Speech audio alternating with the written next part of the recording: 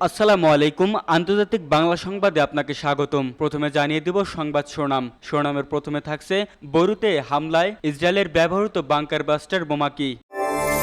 আরও জানিয়ে দেব নাসরুল্লাহর অবস্থান কিভাবে খুঁজে পেল ইসরায়েল, জানা গেল সেই তথ্য। অন্যদিকে ইসরায়েলের ইলাদ শহর লক্ষ্য করে হামলা ইসলামিক রেজিস্ট্যান্সের। এদিকে ইসরায়েলি হামলায় ব্রিটিশ নারীর 500 জন নিহত। নাগরিকদের এখনই লেবানন ছাড়ার তাগাদা যুক্তরাজ্যের। আরও থাকছে নাসরুল্লাহ হত্যা করণীয় ঠিক করতে ইরানের সংসদে রুদ্ধদ্বার আলোচনা। সর্বশেষ জানিয়ে দেব হাসান নাসরুল্লাহ হত্যায় প্রতিশোধের ঘোষণা খামেনির, 5 দিনের শোক ইরানে।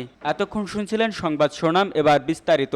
তার আগে আমাদের ভিডিওটি ভালো লেগে থাকলে লাইক, কমেন্ট এবং সাবস্ক্রাইব করবেন এবং কে কোথা থেকে দেখছেন কমেন্ট করে জানিয়ে দিবেন। বৈরুতে হামলায় ইসরায়েলি ব্যবহৃত বাংকার বাস্টার বোমা কি। ইসরায়েলি গণমাধ্যমগুলো বেশ ফলাও করে প্রচার করছে হিজবুল্লাহ নেতা হাসান নাসরুল্লাহকে হত্যার জন্য লেবাননের রাজধানী বৈরুতে যে হামলা চালানো হয় তাতে দেশটির সামরিক বাহিনী 85টি বাংকার বাস্টার বোমা ব্যবহার করেছে। বোমাগুলো সম্পর্কে একটি প্রতিবেদনে প্রকাশ করেছে কাতার ভিত্তিক গণমাধ্যম আল জাজিরা। প্রতিবেদনে বলা হয় এই বাংকার বাস্টার বোমাগুলোর এক একটির ওজন 2000 থেকে 4000 পাউন্ড বা 970 থেকে 1814 কেজি। যুক্তরাষ্ট্রের আইন প্রণেতা 2020 সালে এই বোমাগুলো ইরান ও হিজবুল্লাহর বিরুদ্ধে যুদ্ধে ইসরায়েলের প্রয়োজনীয় এই যুক্তি দেখিয়ে তা বিক্রি করার সুপারিশ করে। আর এরপর থেকেই যুক্তরাষ্ট্রের কাছ থেকে সেগুলো কিনতে শুরু করে ইসরায়েল। মাটি ভেদ করে বেশ গভীরে গিয়ে বিস্ফোরণ ঘটাতে সক্ষম এই বোমাগুলো ইসরায়েল 2023 সালের শেষ দিকে গাজা যুদ্ধে ব্যাপক মাত্রায় ব্যবহৃত হয়। জাতিসংঘের বিশেষজ্ঞরা জানিয়েছে ইসরায়েল যুদ্ধ বিধ্বস্ত গাজা উপত্যকায় 25,000 টনেরও বেশি বিস্ফোরক ফেলেছে। জনবহুল এলাকায় এসব বোমার ব্যবহারকে জেনেভা কনভেনশনের গুরুতর লঙ্ঘন হিসেবে ধরা হয়। গণহারে নির্বিচার ক্ষয়ক্ষতি করতে পারে বলেই বাংকার বাস্টার বোমা ব্যবহার নিরুৎসাহিত করা হয়। এদিকে রোববার ইসরায়েলের সামরিক বাহিনী জানিয়েছে তাদের যুদ্ধ বিমানগুলো সকাল থেকে লেবাননের বিভিন্ন স্থাপনায় বেশ কিছু হামলা চালিয়েছে। সামাজিক যোগাযোগ মাধ্যমে এক পোস্টে ইসরায়েলি বাহিনী জানায় শনিবার থেকে রোববার পর্যন্ত লেবাননে শতাধিক লক্ষ্যবস্তুতে আঘাত আনা হয়েছে। তবে এসব হামলায় হতাহতের কোনো সংবাদ দেয়নি তারা। নাসরুল্লাহর অবস্থান কিভাবে খুঁজে পেল ইসরায়েল, জানা গেল সেই তথ্য। দখলদার ইসরায়েলের বিমান হামলায় শুক্রবার রাতে নিহত হন লেবাননের সশস্ত্র গোষ্ঠী হিজবুল্লাহর প্রধান নেতা হাসান নাসরুল্লাহ। ফরাসি সংবাদ মাধ্যম লে প্যারিসিয়ান জানিয়েছেন ওই বিমান হামলায় কয়েক ঘন্টা আগে ইসরায়েলকে নাসরুল্লাহর অবস্থান সম্পর্কে গোপন তথ্য জানিয়ে দেয় এক ইরানি গুপ্তচর। এরপরই ইসরায়েলি বাহিনী তাকে লক্ষ্য করে বিমান হামলা চালায়। লেবাননের নিরাপত্তা সূত্রের বরাতে সংবাদ মাধ্যমটি জানিয়েছে অভিযুক্ত ওই ইরানি গুপ্তচর ইসরায়েলকে জানায় শুক্রবার বৈরুতে হিজবুল্লাহর সদর দপ্তরে উচ্চপদস্থ কমান্ডারদের সঙ্গে বৈঠকে বসবেন নাসরুল্লাহ। তিনি যখন মাটির নিচে অবস্থিত সদর দপ্তরে প্রবেশ করেন তার কিছুক্ষণ পর বিমান হামলা চালানো হয়। এতে ব্যবহার করা হয় বাংকার বিধ্বস্তি ক্ষেপণাস্ত্র যা হিজবুল্লাহর সদর দপ্তরকে ধসিয়ে দেয়। নিউ ইয়র্ক টাইমস জানিয়েছে 2006 সালের যুদ্ধের পরাজয়ের পর ইসরায়েল হিজবুল্লাহর বিরুদ্ধে গোয়েন্দা তৎপরতা বাড়িয়ে দেয়। সম্প্রতি তারা হিজবুল্লাহর বিরুদ্ধে যেসব সাফল্য পেয়েছে সেগুলো সবই এই গোয়েন্দা তৎপরতার ফল। তারা হিজবুল্লাহ সম্পর্কে গোপন তথ্য সংগ্রহে বেশ কিছু কৌশল অবলম্বন করে,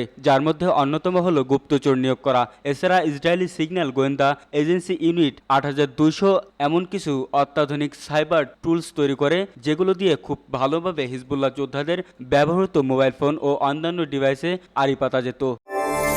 ইসরায়েলের ইলাদ শহর লক্ষ্য করে হামলা ইসলামিক রেজিস্ট্যান্সের। লেবাননের সশস্ত্র গোষ্ঠী ও ইরানপন্থী মিলিশিয়া সংগঠন হিজবুল্লাহর প্রধান হাসান নাসরুল্লাহকে হত্যার প্রতিবাদে ইসরায়েলের ইলাদ শহর লক্ষ্য করে হামলা চালিয়েছে ইরাকের সশস্ত্র গোষ্ঠী ইসলামিক রেজিস্ট্যান্স। সোমবার 29 সেপ্টেম্বর ভোরে ছোড়া হয় ড্রোন, খবর জেরুজালেমের পোস্টের। এক বিবৃতিতে এই তথ্য প্রকাশ করেছে ইরানপন্থী সশস্ত্র গোষ্ঠীটি। প্রকাশ করেছে ড্রোন ছোড়ার একটি ভিডিও ফুটেজও।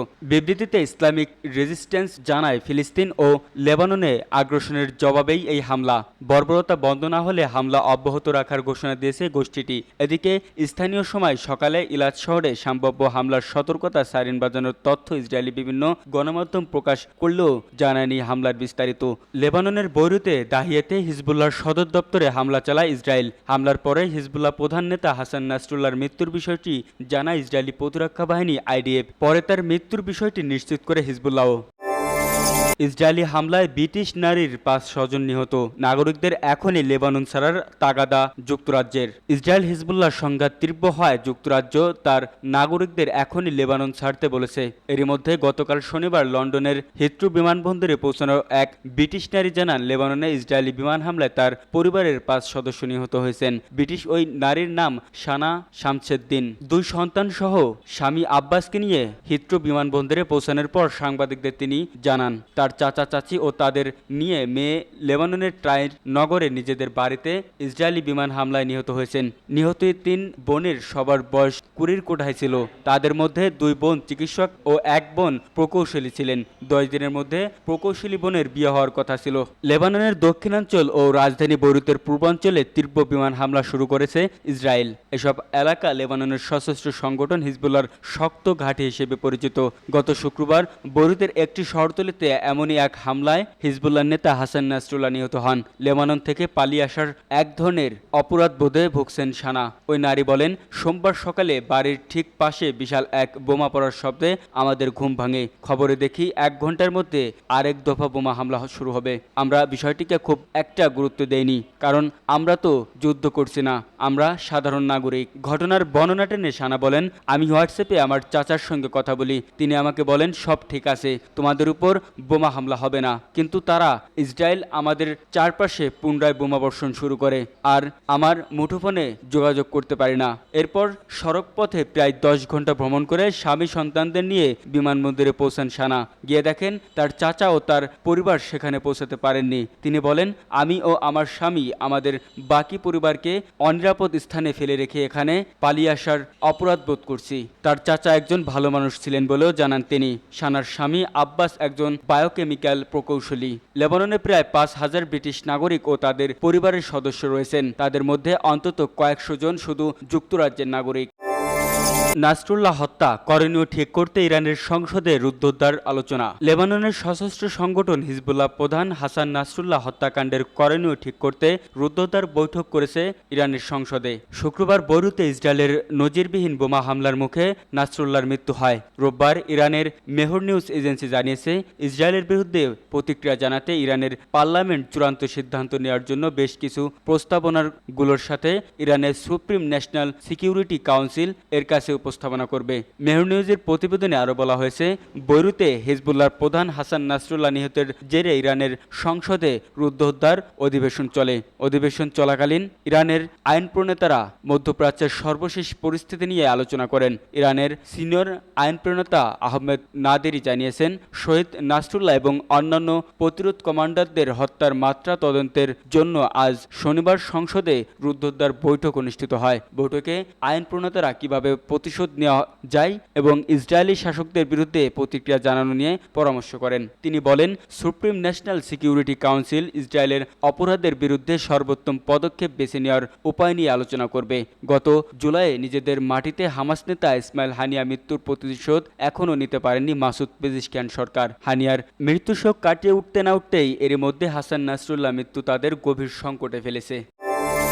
হাসান নাসরুল্লাহ হত্যায় প্রতিশোধের ঘোষণা খামেনির, 5 দিনের শোক ইরানে। লেবাননে হিজবুল্লাহ প্রধান হাসান নাসরুল্লাহকে হত্যার ঘটনায় প্রতিশোধ নেওয়ার ঘোষণা দিয়েছে ইরান। দেশটির সর্বোচ্চ নেতা আয়াতুল্লাহ আলী খামেনি বলেছেন, প্রতিশোধ ছাড়া ছেড়ে দেওয়া হবে না। ইসরায়েলি বিমান হামলায় লেবাননের শিয়া ইসলামপন্থী রাজনৈতিক দল ও সশস্ত্র সংগঠন হিজবুল্লাহর প্রধান হাসান নাসরুল্লাহ নিহত হওয়ার খবর প্রকাশের পর প্রতিক্রিয়া জানাতে গিয়ে গতকাল শনিবার এই কথা বলেন খামেনি। হিজবুল্লাহ প্রধানকে শহীদ উল্লেখ করে তার হত্যার ঘটনায় ইরানে 5 দিনের রাষ্ট্রীয় শোক ঘোষণা করেছেন খামেনি। তিনি বলেন, হাসান নাসরুল্লাহর চিন্তাধারা ও দেখিয়ে যাওয়া পথ অটুট রাখা হবে। কয়েকদিন ধরে লেবাননে হামলা চালাচ্ছে ইসরায়েল।